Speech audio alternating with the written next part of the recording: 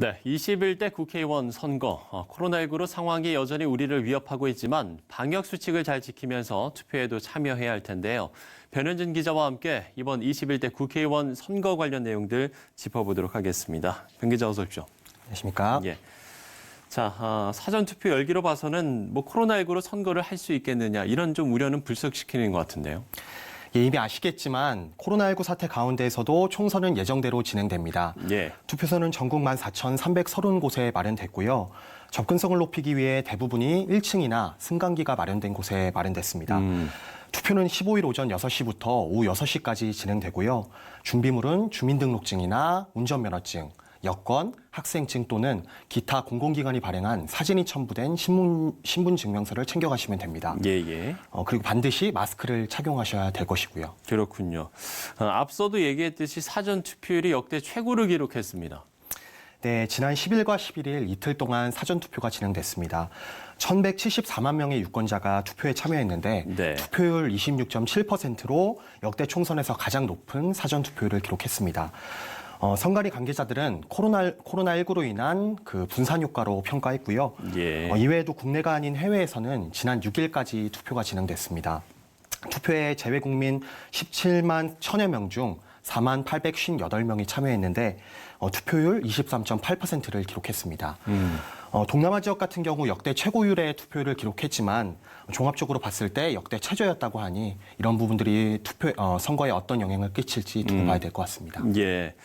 이미 사전 투표를 하신 분들도 뉴스를 통해서 많이들 알고 계시겠지만 이번에는 이 선거 투표용지가 2개지 않습니까? 예. 이거 꼼꼼히 좀 챙겨봐야 할 이유가 있다고요? 예, 투표소에 가시게 되면 2개의 투표용지를 받게 되실 겁니다. 예, 그렇죠. 하나는 하얀색의 지역구 투표용지고요. 또 다른 하나는 초록색의 비례대표 투표용지입니다. 예. 비례대표 투표용지 같은 경우 길이가 무려 48.1cm인데요. 2004년 정당 투표제가 도입된 이래 가장 긴 길이입니다.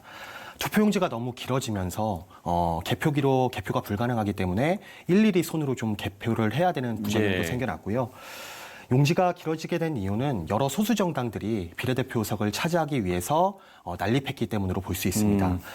비례대표석은 47석인데요. 그 47석을 차지하기 위해서 소수 정당들이 무려 35곳이나 출마를 했습니다. 20대 총선에서 21개의 당이 출마했던 것에 비교한다면 매우 많은 당이 출마했다는 것을 확인할 수 있습니다. 예, 정말 길긴 길더라고요. 예. 이번에 또 이번 선거에서 또 확실하게 달라진 부분들이 있죠? 어떤 점들이 있습니까?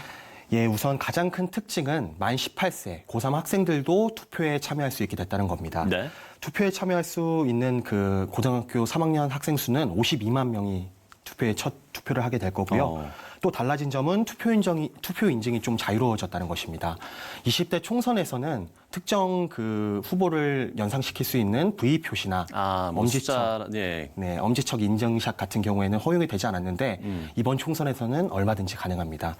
그래도 여전히 안 되는 것도 있습니다. 안 되는 거는 기표소 내에서는 촬영이 금지되고요. 네네. 기표한 투표용지를 촬영한다면 2년 이하의 징역이나 400만 원 이하의 벌금형에 처할 수 있다는 것을 주의하셔야 될 것 같습니다. 예, 그런가 하면 앞서도 이제 변 기자가 이야기를 해줬지만 당 이름이 너무 많아서 헷갈린다라는 분들이 여전히 좀 많으신 것 같습니다.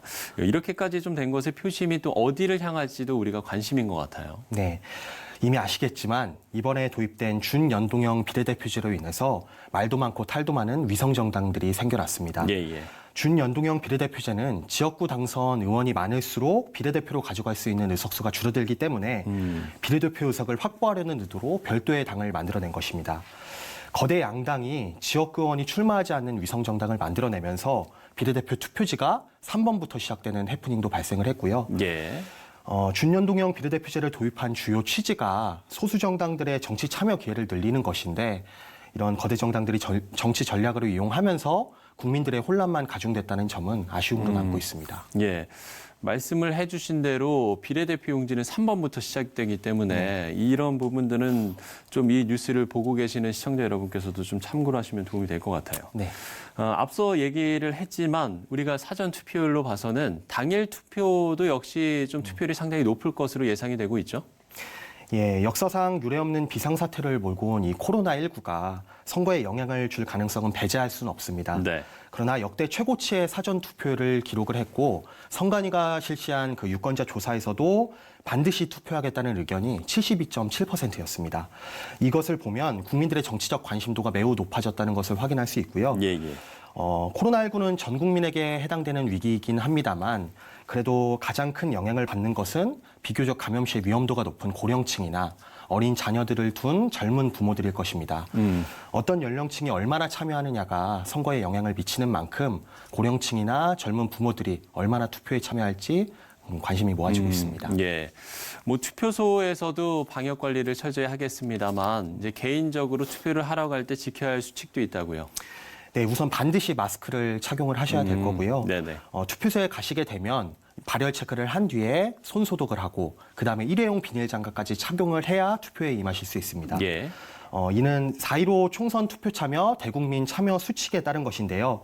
선관위가 발표한 행동 수칙으로는 투표소에 가기 전에 신분증 준비하기와 마스크 착용하기, 그리고 발열 체크와 손 소독 후 일회용 비닐 장갑 착용, 투표소 안팎에서 다른 선거인과 1m 거리 두기, 본인 확인 시 마스크 잠깐 내리기, 발열 시에는 임시 기포소에서 투표하기 등이 있습니다. 예, 이런 부분들도 잘 참고를 하셔야 될 것 같고요.